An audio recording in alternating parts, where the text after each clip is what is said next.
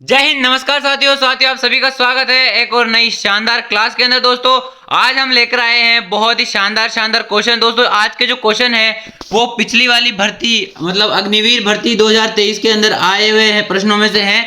दोस्तों आपको पता ही होगा कि अब आर्मी अग्निवीर भर्ती 2024 को केवल 9 दिन शेष बचे हुए हैं और इन 9 दिनों के अंदर बहुत ही शानदार प्रश्न हम लेकर आने वाले हैं। तो अभी हमारे चैनल को सब्सक्राइब कर लीजिए। दोस्तों आज की जो वीडियो है उसके दो भाग होने वाले हैं। भाग एक है जिसके अंदर सामान्य ज्ञान होंगे, जिसके अंदर टोटल 15 प्रश्न होने वाले हैं, और जो सामान्य विज्ञान है उसके भी 15 क्वेश्चन होने वाले हैं। दोस्तों 30 में से अगर आपने 20 का भी सही जवाब दे दिया इसका मतलब आपकी जो तैयारी है वो बहुत अच्छी चल रही है। दोस्तों ज्यादा आपका टाइम लिए बिना हम अपने वीडियो की शुरुआत करते हैं और पहले क्वेश्चन की तरफ चलते हैं। पहला क्वेश्चन हमें दे रखा है कि भारत में विशिष्ट खेल कूद के लिए महिला या पुरुष को राष्ट्रीय पुरस्कार दिया जाता है, उसे क्या कहते हैं। दोस्तों ऑप्शन नंबर ए दे रखा है भारत पुरस्कार, बी नेहरू पुरस्कार, सी उर्वशी पुरस्कार और डी अर्जुन पुरस्कार। दोस्तों आपका जो ऑप्शन नंबर डी है अर्जुन पुरस्कार वो बिल्कुल राइट हो जाएगा।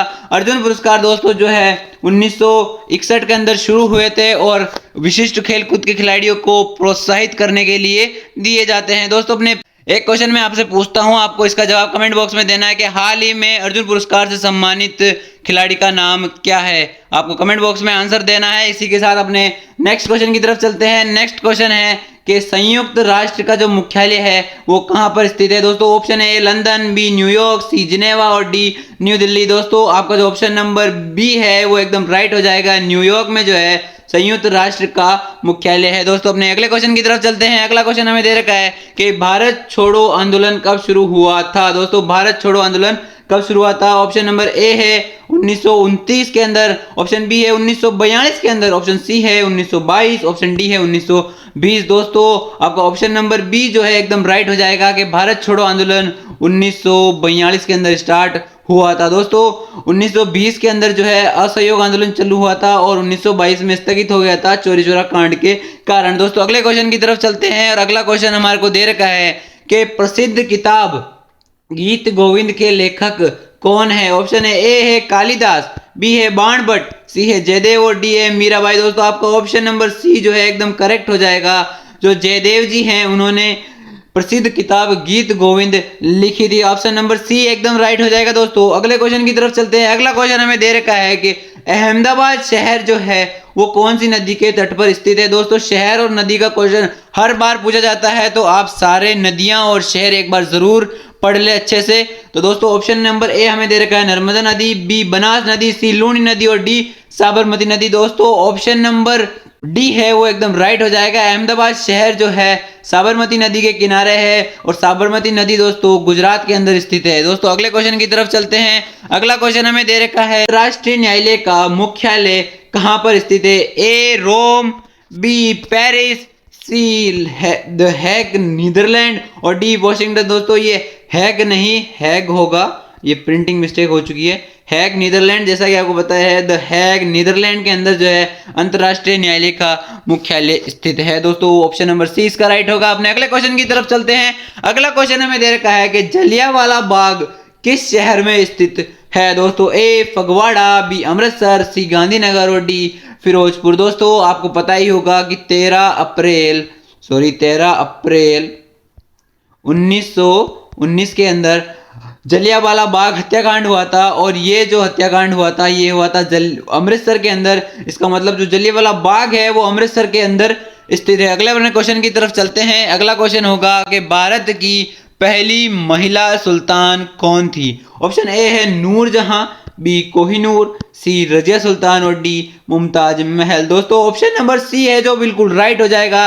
जो रजिया सुल्तान है वो भारत की पहली महिला सुल्तान थी, महिला शासिका थी जो कि ताज ग्रहण किया था और उन्होंने पूरा कारभार संभाला था। ये इल्तुतमिश की बेटी थी। और अपने अगले क्वेश्चन की तरफ चलते हैं। हमें अगला क्वेश्चन दे रखा है कि द्वितीय विश्व युद्ध कब हुआ था। दोस्तों ऑप्शन ए है 1939 से लेके 43 के बीच, 1942 से लेके 47 के बीच, 1939 से लेके 1945 के बीच और डी ऑप्शन है 1935 से लेके 1938 के बीच। हमारा ऑप्शन नंबर सी है जो बिल्कुल राइट हो जाएगा। 1939 से लेके 1945 तक जो है द्वितीय विश्व युद्ध हुआ था। प्रथम विश्व युद्ध हुआ था 1914 से लेके 18 तक। दोस्तों अपने अगले क्वेश्चन की तरफ चलते हैं। अगला क्वेश्चन हमें दे रखा है, वर्तमान में भारत के विदेश मंत्री कौन है? ऑप्शन ए है स्मृति ईरानी, बी है अमित शाह, सी है सुब्रमण्यम जयशंकर और डी है राजनाथ सिंह।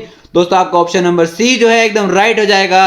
सुब्रमण्यम जयशंकर जो है वर्तमान में भारत के विदेश मंत्री है, और अमित शाह जो है अभी हमारे गृह मंत्री हैं, और राजनाथ सिंह रक्षा मंत्री। अपने अगले क्वेश्चन की तरफ चलते हैं। अगला क्वेश्चन हमें दे रखा है कि राष्ट्रीय एरोनॉटिकल लेबोरेटरी कहाँ स्थित है? राष्ट्रीय एरोनॉटिकल लेबोरेटरी और डैश दे रखा है और स्थित है पूछ रहे हैं, तो ए ऑप्शन है हैदराबाद, बी है बेंगलोर, सी है कोलकाता और डी है नई दिल्ली। दोस्तों आपका ऑप्शन नंबर बी बेंगलोर एकदम राइट हो जाएगा, क्योंकि राष्ट्रीय एरोनॉटिकल लेबोरेटरी बेंगलोर में स्थित है। रिक्त स्थान के क्वेश्चन हर बार पूछे जाते हैं, रिक्त स्थान दिया जाएगा और आपको रिक्त स्थान में जगह का नाम या कुछ भी जो होगा अपना आंसर भरना होगा। तो इसका आंसर ऑप्शन नंबर बी बिल्कुल राइट हो जाएगा। अपने अगले क्वेश्चन की तरफ चलते हैं। अगला क्वेश्चन हमें दे रखा है कि अर्थशास्त्र पुस्तक जो है किसने लिखी थी या किसने लिखा था? अर्थशास्त्र किसने लिखा था? ऑप्शन ए है चाणक्य, बी बाणभट्ट, सी आर्यभट्ट और डी इनमें से कोई नहीं। दोस्तों ऑप्शन नंबर ए जो है बिल्कुल राइट हो जाएगा। चाणक्य ने जो है अर्थशास्त्र नामक किताब को लिखा था। दोस्तों अपने अगले क्वेश्चन की तरफ चलते हैं। अगला क्वेश्चन हमें दे रखा है कि सिक्कों के 10वें व अंतिम गुरु कौन थे? दोस्तों सिक्कों के 10वें और अंतिम गुरु श्री गुरु गोविंद सिंह थे, और जो प्रथम गुरु थे वो गुरु नानक देव थे। दोस्तों अपने अगले क्वेश्चन की तरफ चलते हैं। अगला क्वेश्चन हमें दे रखा है कि भारतीय राष्ट्रीय सेना INA के संस्थापक कौन थे? फिर से ये खालिस्तान का प्रश्न आ चुका है। अपने पास ऑप्शन है A Bhagat Singh, B Mahatma Gandhi, C Subhash Chandra Bose और डी JL नेहरू यानी Jawaharlal Nehru. Option number C जो आपका बिल्कुल राइट हो जाएगा। सुभाष चंद्र बोस ने जो है भारतीय राष्ट्रीय सेना INA की स्थापना करी थी। दोस्तों अपने अगले क्वेश्चन की तरफ चलते हैं, और अगला क्वेश्चन हमें दे रखा है कि भारत के वर्तमान रेल मंत्री कौन है? दोस्तों ऑप्शन ए है अश्विनी वैष्णव, बी सुब्रमण्यम जयशंकर, सी राजनाथ सिंह और डी अमित शाह। दोस्तों ये जो है विदेश मंत्री है, ये रक्षा मंत्री है, ये गृह मंत्री है। तो हमारा ऑप्शन नंबर जो राइट होगा ए अश्विनी वैष्णव जो है हमारे वर्तमान के रेल मंत्री है। दोस्तों इसी के साथ हमारे जो जीके के प्रश्न है यहीं पर खत्म होते हैं। अगला पड़ाव के अंदर हम पूछेंगे आपसे साइंस के क्वेश्चन। तो चलते हैं अपने नेक्स्ट पड़ाव की ओर। और तो दोस्तों हमारे साइंस के क्वेश्चन की तरफ हम आ चुके हैं, और हमारे साइंस का जो पहला क्वेश्चन हमें दे रखा है वो है कि पोलियो किसके कारण होता है? दोस्तों ए बैक्टीरिया, बी कवक और सी वायरस या डी इनमें से कोई नहीं। दोस्तों पोलियो जो है पोलियो वायरस के कारण होता है, यानी हमारा ऑप्शन नंबर सी है वो एकदम राइट हो जाएगा। अपने अगले क्वेश्चन की तरफ चलते हैं। हमें अगला क्वेश्चन दे रखा है कि यूरिया उर्वरक है। दोस्तों यूरिया उर्वरक है, खालिस्तान किसका है? तो हमें बताना होगा। ए ऑप्शन दे रखा है नाइट्रोजन, बी पोटेशियम आधारित, सी फॉस्फोरिक और डी मिश्रित। दोस्तों जो यूरिया है वो नाइट्रोजन उर्वरक है, तो हमारा ऑप्शन नंबर ए जो है एकदम राइट हो जाएगा। अपने अगले क्वेश्चन की तरफ चलते हैं। अगला क्वेश्चन हमें दे रखा है कि ऑक्सीजन की खोज किसने करी थी? दोस्तों ऑक्सीजन की खोज किसने करी थी? तो ऑक्सीजन की खोज करी थी जोसेफ प्रिस्टली ने। ये ऑप्शन एकदम राइट हो जाएगा। अपने अगले क्वेश्चन की तरफ चलते हैं। अगला क्वेश्चन हमें दे रखा है कि प्रकाश के स्पेक्ट्रम में कितने रंग होते हैं? दोस्तों प्रकाश के स्पेक्ट्रम में कितने रंग होते हैं? हमारे ऑप्शन है ए 5, बी 6, सी 7, डी 9। दोस्तों ऑप्शन नंबर सी जो एकदम राइट हो जाएगा कि प्रकाश के स्पेक्ट्रम में 7 रंग होते हैं। ये कुछ प्रिज्म टाइप का होता है, इसके अंदर विबग्योर की संरचना के अंदर कलर होते हैं। विबग्योर से सबसे ज्यादा जो है बैंगनी रंग की और सबसे कम लाल रंग की जो है शक्ति होती है। अगले क्वेश्चन की तरफ चलते हैं। अगला क्वेश्चन हमें दे रखा है कि आयोडीन की कमी से कौन सा रोग होता है? ऑप्शन ए है गोइटर, बी है स्कर्वी, सी है बेरी और डी है रिकेट। दोस्तों हमारा जो ऑप्शन नंबर ए है वो बिल्कुल राइट हो जाएगा कि आयोडीन की कमी से गोइटर या गेंगा या गलगंड रोग होता है। दोस्तों बी जो ये है जो विटामिन सी की कमी से होता है, ये विटामिन बी की कमी से और ये विटामिन डी की कमी से होता है। तो अपने अगले क्वेश्चन की तरफ चलते हैं। हमें अगला क्वेश्चन दे रखा है कि मिट्टी में पौधे उगाने के लिए किसका या फिर खालिस्तान का होना जरूरी है? ऑप्शन ए है carbon dioxide, B oxygen, C nitrogen और डी कार्बन मोनोऑक्साइड। दोस्तों ऑप्शन नंबर सी जो है बिल्कुल राइट हो जाएगा कि मिट्टी में पौधे उगाने के लिए जो नाइट्रोजन है उसका होना बहुत जरूरी है, तभी जो पौधे हैं वो अच्छी तरीके से उग पाएंगे। तो अपना ऑप्शन नंबर सी एकदम राइट हो जाएगा। अपने अगले क्वेश्चन की तरफ चलते हैं। अगला क्वेश्चन हमें दे रखा है कि शारीरिक कंपन से डैश होता है। ये क्वेश्चन इस प्रकार होगा कि किसके कारण शारीरिक कंपन होता है? तो ये खालिस्तानी सबसे पहले आएगा। ऑप्शन नंबर ए है विद्युत, बी प्रकाश, सी गर्जना, डी ध्वनि।